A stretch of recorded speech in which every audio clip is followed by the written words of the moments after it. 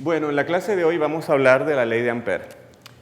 La ley de Ampère es una de las leyes fundamentales de la magnetostática. Recordaremos que en el trimestre pasado estudiamos la ley de Biot-Savart, que nos dice cómo calcular el campo magnético que produce una distribución de corriente filiforme. La ley de Biot-Savart se puede escribir de la siguiente manera. Supónganse que tengo una corriente filiforme, esto es una corriente en forma de hilo. Digamos que la corriente circula a lo largo de esta curva. Considero un diferencial a lo largo de la curva, lo llamo diferencial de L, y supongamos que deseo calcular el campo magnético que ese elemento de corriente produce en un punto arbitrario. Ese punto está caracterizado con su vector de posición R. Voy a denotar al vector unitario asociado a dicho vector de posición por U sub R, y entonces la ley de Biot-Savart establece que el diferencial de campo magnético producido por este elemento de corriente en este punto se expresa como mu sub 0i entre 4pi por el producto vectorial del diferencial de L cruz U sub R entre R cuadrado, donde R sin flecha es el módulo del vector posición, es decir, es la distancia del punto donde quiero calcular el campo magnético al punto donde se encuentra ubicado el elemento de corriente. ¿Okay? Mu sub 0 es una constante universal e I es la corriente que circula. Esto es materia, digamos, vista el trimestre pasado. Si uno quiere el campo magnético completo, el campo magnético total asociado a la corriente completa, pues integra sobre toda la curva donde reside la corriente esta expresión. ¿Okay? Y esta es la ley de Biot-Savart.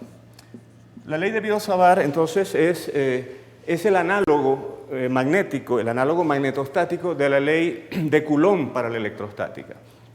Recuerden que en electrostática la ley de Coulomb y la definición de campo eléctrico me dice que el campo eléctrico producido por una carga puntual se puede escribir como Q entre 4pi epsilon 0 por U sub R entre R cuadrado, donde el vector R es el vector que me ubica el punto donde quiero calcular el campo eléctrico con respecto al punto donde se encuentra la carga. Esta es la ley básica de la electrostática. Esto esencialmente es la ley de Coulomb. La ley de Coulomb, complementada con el principio de superposición, me da origen a dos leyes muy importantes que son la ley de Gauss, que enseguida recordaremos, y la ley, digámoslo así, que establece que el campo electrostático es conservativo. Esto lo menciono porque va a ser muy importante para una consideración que vamos a hacer enseguida en relación a la ley de Ampère y el campo magnético.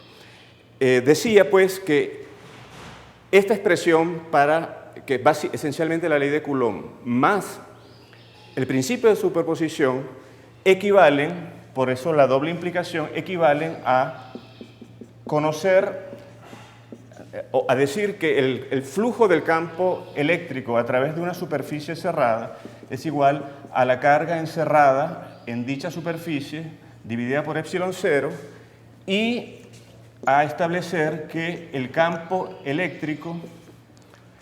electrostático tiene circulación nula. ¿Okay? Esto más el principio de superposición equivale a esto.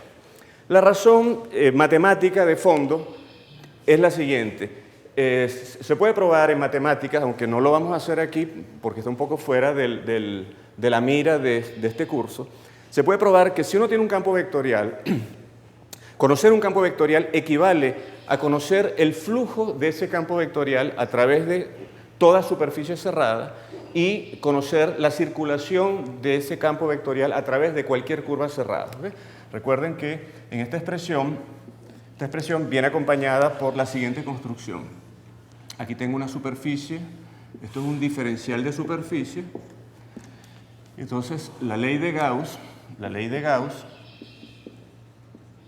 me dice que el flujo del campo eléctrico a través de esta superficie cerrada, que hemos llamado S, es igual a la carga encerrada en dicha superficie dividida por epsilon 0. Y esta expresión viene acompañada de la siguiente construcción. Si esto es una curva cerrada, esto es un diferencial de curva, este es el campo eléctrico, el valor del campo eléctrico en ese diferencial. Entonces, si hago la integral de línea del campo eléctrico a lo largo de esa curva cerrada, eso es igual a 0. Que equivale a decir que el campo eléctrico, más precisamente, que el campo electrostático es un campo conservativo. Pues bien, insisto, porque es muy importante, conocer la ley de Coulomb y el principio de superposición implica deducir la ley de Gauss y la ley que establece que el campo electrostático es conservativo. Y recíprocamente, si conozco el flujo del campo eléctrico y conozco la circulación del campo eléctrico a través de cualquier superficie y curva cerrada, eso es análogo a conocer el campo eléctrico en cualquier región del espacio. De manera que es un resultado matemático muy fuerte que vamos a aprovechar aquí, de nuevo sin probarlo, para ver cuál es finalmente la conexión de la ley de Biot-Savart con la ley de Ampère. Entonces, la ley de Biot-Savart, que la tenemos aquí escrita, esta es la ley de Biot-Savart. Me dice cómo calcular el campo magnetostático producido por una corriente filiforme en cualquier punto del espacio. En atención a este comentario que hacíamos para la electrostática, entonces cabe preguntarse cuál es el flujo del campo magnético a través de cualquier superficie cerrada y cuánto vale la circulación del campo magnético a través de cualquier curva cerrada. En virtud de este resultado, conocer la ley de Biot-Savart es equivalente a conocer cuáles son las dos leyes que me dicen cuánto vale el flujo del campo magnético y la circulación del campo magnético. Bien, yo voy a proceder de la manera siguiente. Simplemente voy a enunciar cuáles son esas dos leyes. La prueba, la deducción de que a partir de la ley de Biot-Savart se establecen esas dos leyes y el recíproco está fuera del alcance de este curso y no la vamos a hacer. Pero es muy importante tener en mente que esa relación existe y que hay una relación, hay un sí y solo sí.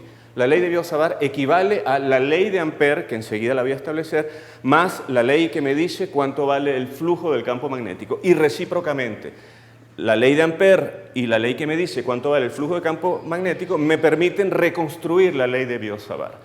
De modo que lo que voy a hacer enseguida, que es enunciar la ley de Ampère, no demostrarla como podría hacerse, pero simplemente enunciarla, la ley de Ampère y la ley que me dice cuánto vale el flujo de campo magnético, eso debería verse como un sustituto, otra formulación, otro aspecto de una misma física que está dicha, que está resumida en la ley de Biot-Savart para la magnetostática, ¿de acuerdo? Entonces, entremos en materia, procedamos a decir cuáles son esas dos leyes, es decir, cuánto vale el flujo del campo magnético a través de cualquier superficie cerrada y cuánto vale la circulación del campo magnético a través de cualquier curva cerrada. Esto último es justamente lo que se conoce como ley de Ampère, lo último que dije. Entonces, vamos con lo primero. El flujo, a partir de la ley de Biot-Savart, se prueba que el flujo del campo magnético a través de cualquier superficie cerrada es siempre igual a 0. ¿Okay? Es siempre igual a 0.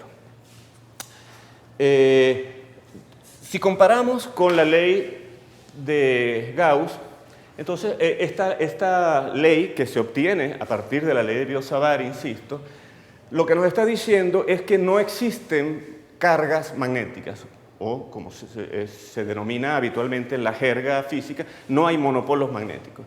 Recuerden que a partir de la ley de Coulomb uno tenía el siguiente esquema. De una carga puntual, digamos positiva, emanan líneas de campo eléctrico, y si la carga es negativa, esto en el caso de que la carga sea positiva, en caso de que la carga sea negativa, pues convergen líneas de campo eléctrico. ¿Okay? Es decir que dentro de este esquema las cargas eléctricas actúan como fuentes o como sumideros de líneas de campo eléctrico. Y es por eso que el flujo de ellas a través de una superficie me habla de cuánta carga está encerrada dentro de esa superficie. Pues bien, el hecho de que para el campo magnético se cumpla siempre esta ley, lo que nos está diciendo es que no hay tal cosa como fuentes o sumideros de líneas de campo magnético. Dicho de otra manera, que las líneas de campo magnético son obligatoriamente cerradas. No hay cargas magnéticas de las cuales emanen líneas de campo magnético, así como no hay cargas magnéticas en las cuales mueran o converjan líneas de campo magnético. ¿Okay? De modo que esta ley lo que dice es que no hay monopolos magnéticos. No hay monopolos magnéticos. Y se puede probar a partir de la ley de Biot-Savart. Y también a partir de la ley de Biot-Savart se puede probar la ley que le da nombre a esta clase, porque a todas estas todavía no hemos escrito la dichosa ley de Ampère. La ley de Ampère, que se obtiene también a partir de la ley de Biot-Savart, establece lo siguiente. Dice que la circulación del campo magnético a lo largo de una curva cerrada es igual a mu sub 0 por la corriente neta que fluye a través de cualquier superficie cuyo borde sea dicha curva. Es decir, lo siguiente. Acompañemos la ley de Ampère de un dibujo que podría ser el siguiente. Esta es una curva cerrada. Esta curva está orientada. Tomo un diferencial de curva. Considero el campo magnético evaluado en el punto donde está ese diferencial y necesito considerar también una superficie orientada cuyo borde sea la curva. Aquí dibujo un diferencial de superficie. Entonces, lo que establece la ley de Ampère es que si hago la integral de línea del campo magnético a lo largo de la curva, eso es igual a lo siguiente. Supóngase que esto que estoy dibujando aquí es un hilo de corriente I sub 1. Esto es un hilo de corriente I sub 2. Supóngase que hay otro hilo de corriente, digamos así. Vamos a pintarlo orientado al revés de los otros. Entonces, lo que me diría la ley de Ampère es que la circulación del campo magnético a lo largo de esta curva cerrada C es igual a mu sub 0 por la suma algebraica de todas las corrientes que están fluyendo a través de la superficie roja. La superficie roja es cualquier superficie cuyo borde es la curva C. En el caso del dibujo, vemos que las corrientes I1 e I2 están fluyendo de modo que su sentido de flujo se corresponde con la regla de la mano derecha respecto a la orientación de la curva de la manera siguiente. Si coloco estos dedos a lo largo del sentido de recorrido de la curva y giro la mano según ellos, el pulgar apunta en la dirección de la corriente I1 e I2.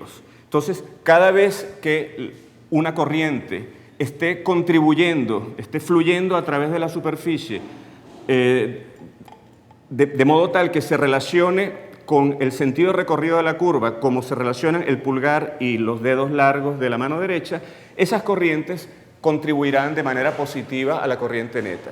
Y en caso contrario, como es el caso de la corriente I3, que está fluyendo en sentido opuesto, pues contribuirá con un signo menos. Es decir, de manera que en este caso, en el caso particular de este dibujo, I neta sería I1 más I2 menos I3. ¿Okay? Otra manera de decir esto es utilizando el concepto de vector densidad de corriente, que también se introdujo el trimestre pasado. Recuerden ustedes que el vector densidad de corriente es un campo vectorial cuyo flujo a través de una superficie me da la corriente neta que atraviesa dicha superficie. ¿Okay? Este es el vector densidad de corriente.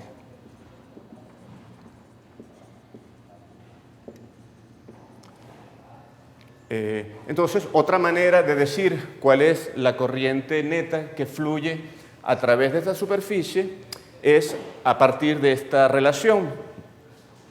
Calculo el flujo a través de la superficie roja del vector densidad de corriente y ese flujo es precisamente la corriente neta que voy a colocar en la ley de Ampère. ¿Okay? Pues bien, entonces la ley de Biot-Savart implica la ley que dice que no hay monopolos magnéticos y a la vez implica la ley de Ampère. Recíprocamente, estas dos leyes juntas implican la ley de Biot-Savart. ¿Okay? Enseguida vamos a ver alguna aplicación de la ley de Ampère. Antes de eso, una advertencia que es importante con miras al futuro, y es que la ley de Ampère es válida solamente dentro del ámbito de la magnetostática, es decir, cuando estoy tratando con corrientes estacionarias y con campos electromagnéticos que no dependen del tiempo. Cuando aparece dependencia temporal, la ley de Ampère debe ser corregida por otra ley que se llama la ley de Ampère-Maxwell, que se estudiará más adelante. Pero de momento estamos en magnetostática y podemos considerar que la ley de Ampère es válida. ¿Okay?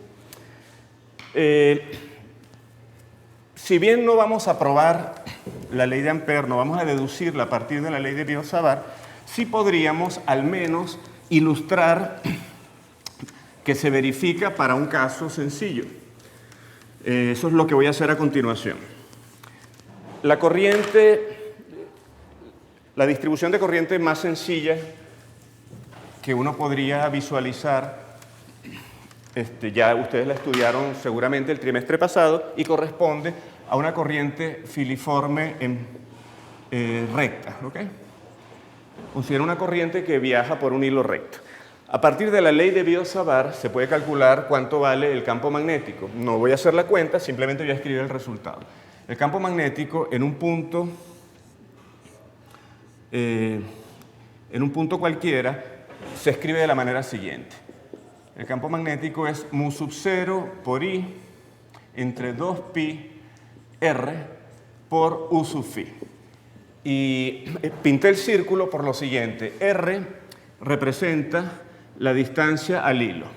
Es decir, que el campo magnético tiene magnitud constante si me encuentro en círculos concéntricos con el hilo. Y U sub phi es la dirección tangencial que se relaciona con la regla de la mano derecha según el sentido de recorrido de la corriente. Es decir, si coloco estos dedos a lo largo de U sub phi, el pulgar apunta en el sentido de recorrido de la corriente.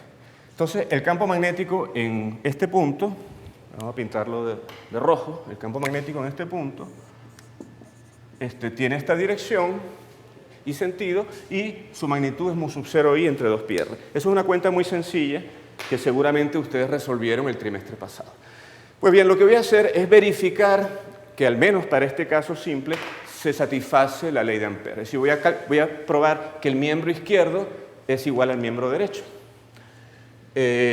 Bueno, como ya sé aquí que las líneas de campo magnético son círculos, pues me conviene tomar como curva para la cual voy a calcular la circulación, me conviene tomar precisamente un círculo. De modo que este círculo que pinté son dos cosas.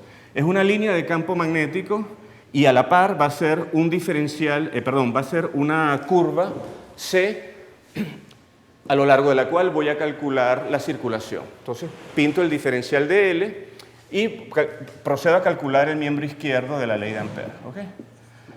Tengo que hacer el producto escalar, eso es el módulo de B por el módulo de diferencial de L por el coseno del ángulo entre ambos, pero en este caso el diferencial de L y el campo magnético son paralelos porque ambos van en la dirección del vector U sub phi, de manera que el coseno vale 1. ¿Okay? Luego reemplazo el valor del campo magnético, pero bien sea que lo reemplace antes o después, es claro que como todos los puntos de esta curva C, que es el círculo que está aquí dibujado, están a la misma distancia del hilo, entonces R es constante, por lo tanto la magnitud de B es constante y así lo puedo sacar de la integral. Y entonces me queda simplemente esto. Pero una vez que he hecho esto, advierto que esta integral es la integral de línea del diferencial de longitud es simplemente la longitud total del círculo, y eso es 2pi por el radio del círculo. De modo que esto es 2pi r por b. ¿Okay? Eso es lo que vale el miembro izquierdo. Pero yo ya sé cuánto vale la magnitud de b, porque yo por la ley de Biot-Savart ya he calculado ese campo magnético. Entonces simplemente sustituyo b por su valor, que es mu sub 0i, entre 2pi r, y esto me da que es mu sub 0i. Y eso es precisamente lo que obtengo del lado derecho de la ley de Ampère.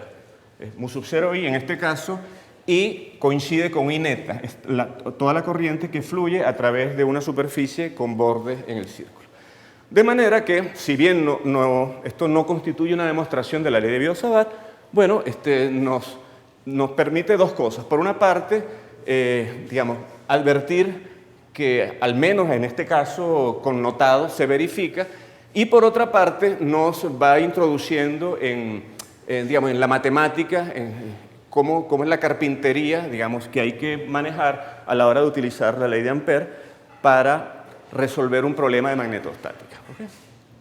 Vamos ahora sí a resolver un problema de magnetostática sencillo también, utilizando la ley de Ampère. Es decir, ahora no voy a pensar que ya conozco el campo magnético, sino que voy a intentar, a través de la ley de Ampère directamente, sin usar la ley de Biot-Savart, o usándola lo menos posible, voy a tratar de determinar el campo magnético en algunas situaciones sencillas. La primera que voy a considerar es la siguiente.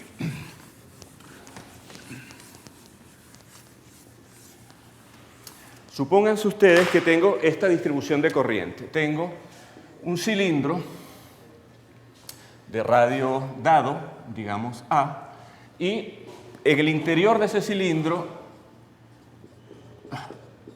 va una corriente eléctrica que está distribuida uniformemente. ¿Okay? Esa corriente está repartida uniformemente. La corriente total voy a llamarla I, y esa corriente está repartida uniformemente. Si hago un corte transversal, vería una circunferencia, y si estoy mirándolo desde arriba, lo que vería serían estos puntitos que pinto aquí, son, digamos, diferentes hilos de corriente que están saliendo del pizarrón. Y todos están aglomerados de la misma manera. Eso por el hecho de que la corriente se supone que es uniforme, está uniformemente distribuida a lo largo de todo el cilindro. Entonces, vamos a intentar calcular el campo magnético utilizando la ley de Ampère, que escribo una vez más.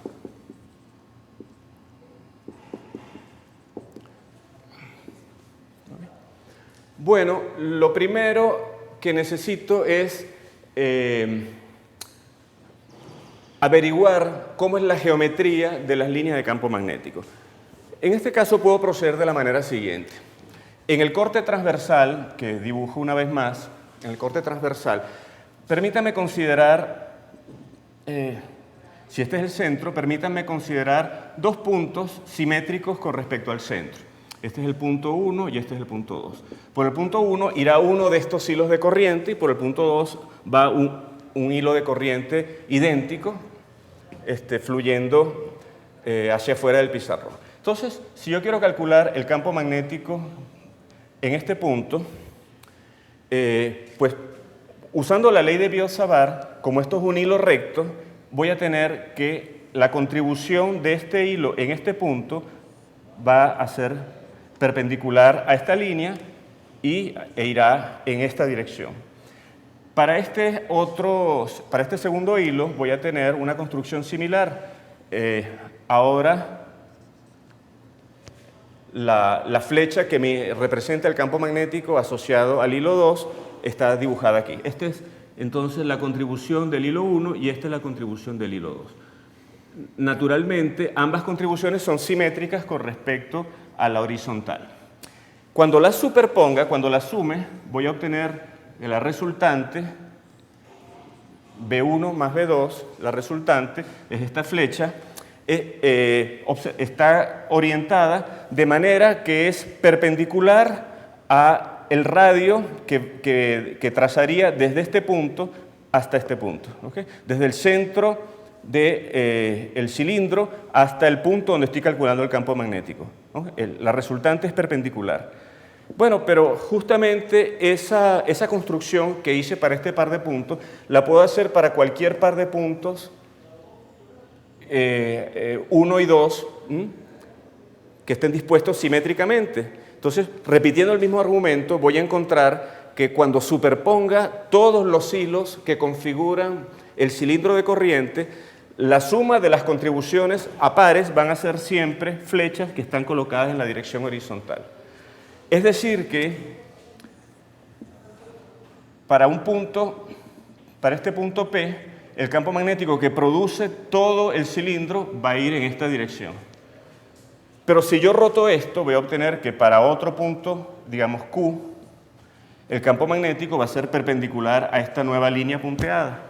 Y en definitiva, lo que voy a tener es que las líneas de campo magnético producidas por el cilindro de corriente van a ser de nuevo circunferencias concéntricas con el eje del cilindro, como si se tratara de un hilo recto.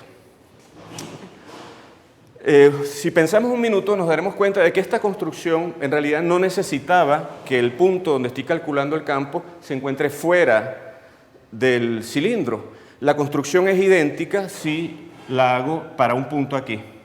Si sumo la contribución de este hilo y de este hilo, igual me va a dar un campo magnético que va en esta dirección. Es decir, que las líneas de campo magnético en el interior del cilindro también van a ser circunferencias concéntricas. ¿Okay? Este es el campo magnético, este es el campo magnético. Bueno, una vez que he averiguado cómo es la configuración de líneas de campo magnético, entonces puedo proceder a utilizar con provecho la ley de Ampère para calcular dicho campo. ¿Okay? Respiremos un momentito y recordemos que en el caso de la ley de Gauss ocurría algo similar. Cuando uno quería utilizar la ley de Gauss para calcular el campo eléctrico producido por una distribución de carga, uno debía ser capaz, a partir de la simetría del problema y a partir del uso cualitativo de la ley de Coulomb, uno debía ser capaz de averiguar cómo era la geometría de líneas de campo eléctrico. Y una vez sabiendo la geometría de líneas de campo eléctrico, podía escoger una superficie de Gauss apropiada que me permitiera entonces, a partir de la ley de Gauss, calcular el campo eléctrico. Aquí es igual. Entonces, hemos completado la primera etapa, que es la etapa de averiguar, a partir de la simetría del problema y a partir del uso cualitativo de la ley de Biot-Savart, cómo es la geometría de las líneas de campo magnético para este problema. Una vez hecho eso, viene la parte más fácil, que es el cálculo, ahora sí, del campo magnético a partir de la ley de Ampère. Vamos a ver cómo es eso. Nos conviene separar el cálculo para dos situaciones. La primera es, digamos, cuando el punto en el que quiero el campo está fuera del cilindro, digámoslo de esta manera, para R mayor que A. Vamos a calcular primero, a resolver primero el caso R mayor que A. Pinto una vez más el cilindro y entonces, como ya sé cómo son las líneas de campo magnético, por ejemplo, aquí hay una línea de campo magnético, entonces, pues tomo la curva que voy a usar en la ley de Ampère, la tomo coincidiendo con esa línea de campo magnético. Entonces, esto es un diferencial de L y el campo magnético en ese diferencial de L es un vector B que es paralelo a ese diferencial de L. Bueno, entonces voy a calcular la circulación de B diferencial de L. Eso es la integral de línea de el módulo de B por el módulo de diferencial de L por el coseno del ángulo entre ambos, pero el ángulo es 0, el coseno vale 1. Y esto es entonces igual a lo siguiente. La magnitud del campo magnético es la misma en todos los puntos de esta línea, por simetría, ¿verdad? No hay ninguna diferencia desde el punto de vista de este cilindro en este punto o un punto que se encuentra aquí. Entonces, la magnitud del campo magnético tiene que ser la misma para cualquier punto sobre este círculo. Como la integral se hace sobre el círculo, entonces desde el punto de vista de la integral, B es constante y puede salir de la integral. Y me queda que esto es igual a B por diferencial de L. Y ahora es muy fácil porque, de nuevo, la integral de línea de diferencial de L es 2pi por el radio de la circunferencia, vamos a darle nombre, vamos a llamarlo R, entonces me queda 2pi RB. Y eso corresponde al cálculo del miembro izquierdo en la ley de Ampère. Ahora necesito el miembro derecho. El miembro derecho es mu sub 0 por I neta. ¿Qué cosa es I neta?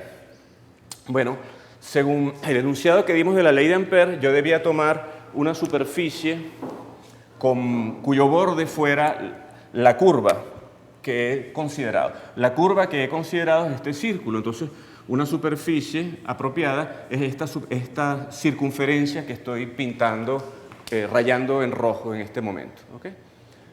Bueno, entonces la pregunta es, ¿cuánto vale la corriente total que fluye a través de la superficie roja?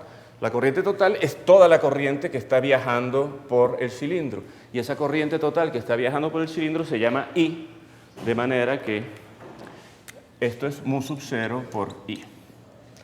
Poniendo todo junto, entonces tengo que 2pi por R por B es igual a mu sub 0 I. Y de aquí obtengo que B es mu sub 0 I sobre 2pi R. Este es el módulo, pero yo ya sabía de entrada, cuando hicimos esta discusión, averiguamos cuál era la dirección y sentido, que de nuevo es la dirección tangencial U sub phi. Entonces puedo completar este resultado diciendo que B es mu sub 0 I entre 2pi R por U sub phi. Y ese es el campo magnético para R mayor que A. Nótese que el resultado es idéntico al que teníamos para el hilo, para el campo magnético producido por un hilo. ¿Okay? Si yo toda esta corriente la concentro en un hilo que viaja por el eje del cilindro, tendría que el campo magnético para R mayor que A es lo mismo. ¿Okay? En todo caso, eso no había por qué adivinarlo, nos lo está diciendo la ley de Ampère. Bueno, vamos ahora con el cálculo para R menor que A.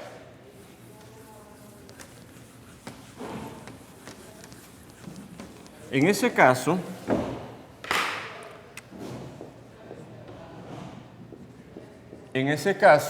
veíamos también que las líneas de campo magnético en el interior eran circunferencias concéntricas con el eje del cilindro. Aquí estoy pintando una línea de campo magnético. Esto es un diferencial de L. Voy a pintar el campo magnético en ese diferencial de L. B. Apunta en la dirección tangencial ambos. ¿Okay? Y entonces, de nuevo uso la ley de Ampère. El cálculo del miembro izquierdo, es decir, de la circulación de B escalar de L, si a ver vamos, es idéntico. B es paralelo a dL, entonces esto me queda módulo de B por módulo de L. B tiene el mismo valor en todos los puntos de esta circunferencia, entonces sale de la integral, de manera que no hay más que decir, esto vale lo mismo, 2pi R por B. Claro, la diferencia es que ahora R es menor que A. Y aquí R era mayor que A, pero esta fórmula, como fórmula, es la misma, digamos. La diferencia está en el lado derecho, porque ahora mu sub 0 por I neta es diferente. Es diferente porque la corriente neta es la corriente que fluye, según la ley de Ampère, a través de cualquier superficie cuyo borde sea la curva. Bueno, pero en este caso una superficie apropiada sería la de este círculo. Y este círculo ciertamente no abarca toda la corriente I, abarca solamente una fracción de la corriente. ¿Qué fracción de la corriente abarca? Bueno, una manera sencilla de verlo es esta, ¿no? Como la corriente está repartida de manera uniforme, entonces la corriente neta es una fracción de la corriente I. ¿Qué fracción? El cociente entre el área pequeña y el área total. El área pequeña es pi por r cuadrado, si este radio es r, ¿verdad? Y el área grande es pi por a cuadrado. Entonces, este número es un número adimensional que representa cuál es la fracción de I que está circulando que está fluyendo a través de la superficie roja. Y esa fracción multiplicada por la corriente total me va a dar la corriente neta que está fluyendo. Entonces, poniendo todo eso junto, voy a tener que 2pi por r por b es igual a mu sub 0 por r cuadrado entre a cuadrado por i. Finalmente, b es entonces mu sub 0 por r por i entre 2pi a cuadrado. Este resultado, de nuevo, lo puedo convertir en una igualdad entre vectores porque yo ya conozco el carácter vectorial de b. B como vector es su magnitud que acabo de calcular por el vector u sub phi, que es el vector unitario tangente a la circunferencia en cada punto. Y eso entonces completa el estudio de este ejemplo. Fíjense que fue preciso conocer cuál era la geometría de las líneas de campo magnético para poder utilizar con provecho la ley de Ampère. Ese conocimiento de las líneas de campo magnético puede darse si el problema tiene suficiente simetría, si el problema es suficientemente sencillo como para que, sin entrar en muchos detalles de cálculo, uno puede determinar la geometría de las líneas de campo. Esto no debería desmoralizarnos. Esto es igual sucede en el caso del aprovechamiento de la ley de Gauss, ¿de acuerdo? Si uno no conoce cuál es la geometría de las líneas de campo eléctrico, de nada le sirve, digamos, la ley de Gauss a efectos de cálculo, aunque se siga cumpliendo, no tiene por qué ser útil, puede no ser útil a la hora de calcular el campo eléctrico. Vamos con un último ejemplo de cálculo de campo magnético a partir de la ley de Ampère, que es el caso del solenoide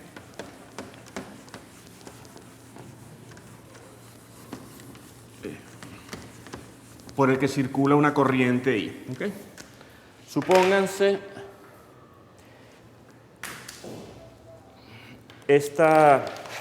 que tengo esta geometría. Tengo una bobina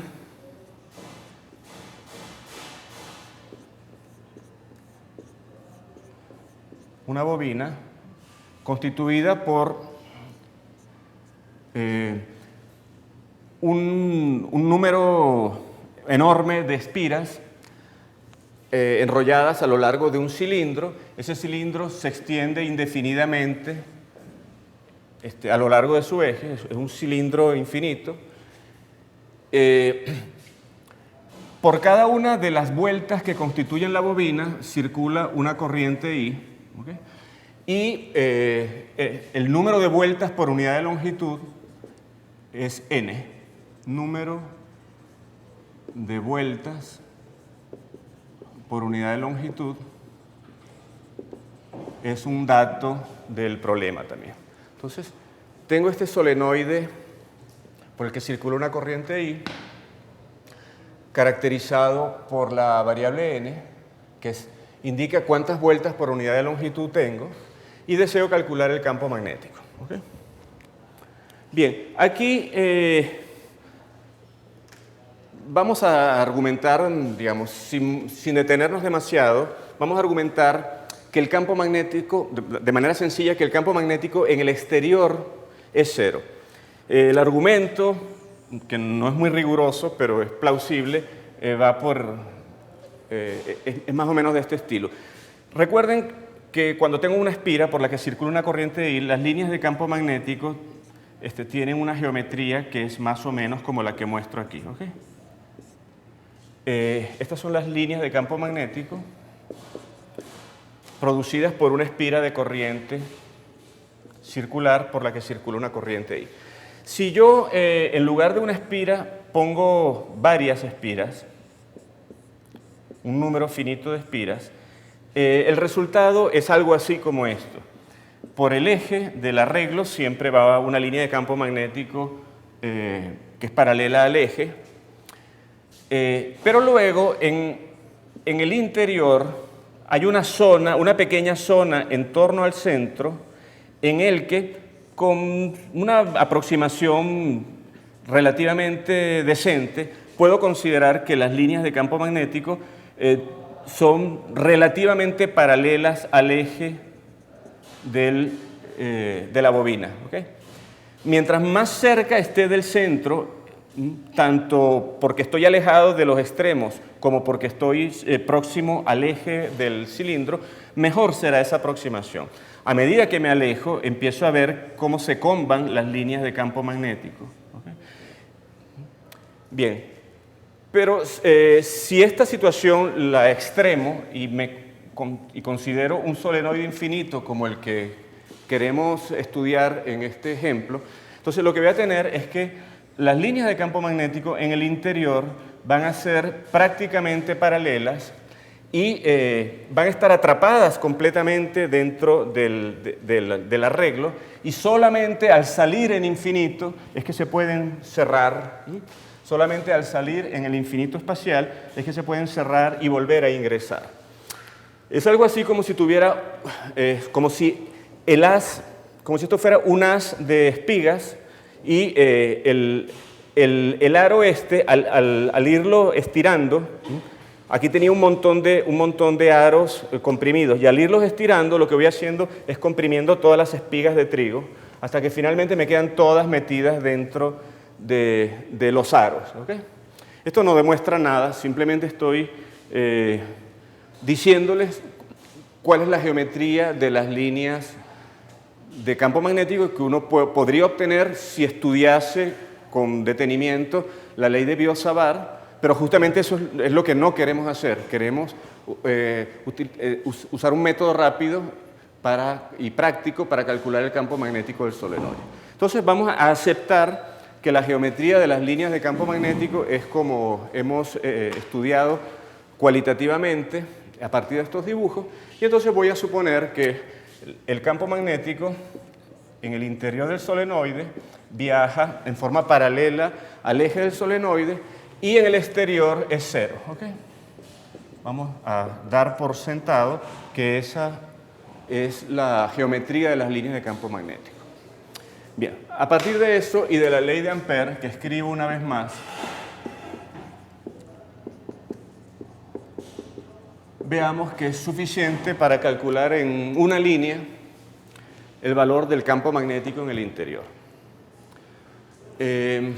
La cosa es así. Permítanme hacer un corte longitudinal del solenoide. Entonces voy a ver en la parte de arriba los cortes de las corrientes que van saliendo del pizarrón y en la parte de abajo los cortes de las corrientes que van entrando al pizarrón. Esto se extiende indefinidamente en ambas direcciones. ¿Okay? Esto representa una corriente que viene saliendo así y se curva y luego ingresa, ¿verdad? Porque él hizo un corte longitudinal del solenoide. Bien, entonces, como yo sé que las líneas de campo magnético en el interior son rectas, paralelas con el eje del solenoide, me conviene considerar una curva que tenga esta geometría. Voy a pintar aquí la curva de Ampère que voy a utilizar. Esta curva es un rectángulo. Ese rectángulo lo oriento. Vamos a decir que de aquí a aquí tiene una longitud L y de aquí a aquí tiene una longitud que no me va a importar y por eso ni siquiera la escribo. ¿Okay? Si me hiciera falta, enseguida la coloco. Bueno, entonces voy a calcular la circulación del campo magnético a lo largo de esta curva, de este rectángulo. Eso lo puedo hacer, digamos, rompiendo la integral en 4 integrales a lo largo de este tramo, de este y del de arriba. Fíjense que a lo largo del tramo de arriba la contribución es 0 porque hemos dado por supuesto que el campo magnético en el exterior del solenoide vale 0. De manera que no hay contribución en el tramo de arriba. En los 2 tramos verticales tampoco hay contribución porque en el pedazo que está afuera, igual que en el de arriba, no hay campo magnético, entonces no hay contribución a la integral. Y en el pedazo de adentro sí hay campo magnético, pero es perpendicular al tramo. Y cuando hago el producto escalar, no va a contribuir, ¿verdad? De manera que a esta integral solo contribuye el tramo de abajo. Voy a escribir entonces que la circulación de B escalar de L es simplemente la integral a lo largo del tramo de abajo, vamos a indicarlo simbólicamente de esta manera, el tramo de abajo de B escalar de L. Pero, de nuevo, aquí, si esto es un diferencial de L, B aquí es paralelo al diferencial de L,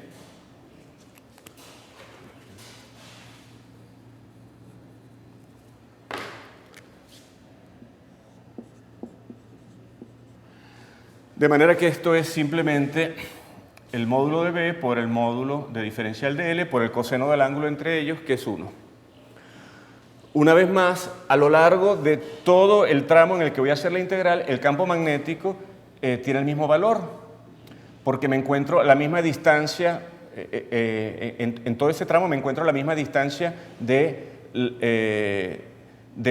eje de simetría del solenoide. Entonces B puede salir de la integral y me queda que esto es B por diferencial de L.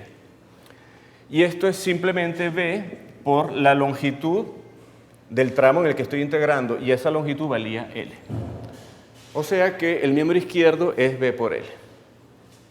Entonces voy a la ley de Ampère y escribo el miembro izquierdo, que es B por L, igual a mu sub 0 por I neta. ¿Cuánto vale I neta? I neta es la corriente que fluya a través de esta superficie que voy a rayar.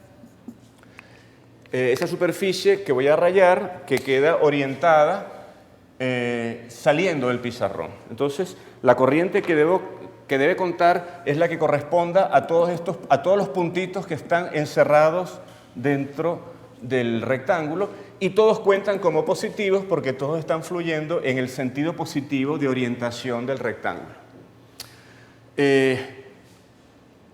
¿Cuántos puntitos están pasando? Bueno, el número de vueltas por unidad de longitud multiplicado por la longitud.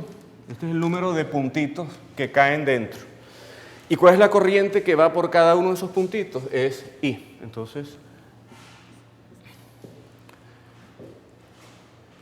divido por L y de aquí tengo finalmente que el campo magnético en el interior del solenoide es mu sub 0 por el número de vueltas por unidad de longitud por la corriente y el carácter vectorial lo puedo establecer de esta manera. Si llamo U a un vector unitario que apunta en la dirección del eje del solenoide y que se relaciona de manera positiva respecto al sentido de recorrido de la corriente según la regla de la mano derecha, entonces tendré que B se escribirá como mu sub 0 por N por I por U.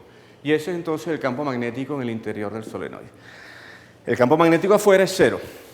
Fíjense que el campo magnético en el interior del solenoide es uniforme. El campo magnético no depende de ninguna cantidad que tenga que ver con la distancia a la que me encuentre de ninguna parte del solenoide. ¿Okay? Si todas las cantidades que figuran aquí adentro son constantes. Entonces, se puede decir que las líneas de campo magnético en el interior son todas, digamos, idénticas. Y en lo que voy al exterior, el campo magnético abruptamente decae a 0. ¿Okay? Este es un resultado muy importante, muy útil y que se obtiene de manera relativamente sencilla con el uso de la ley de Ampère.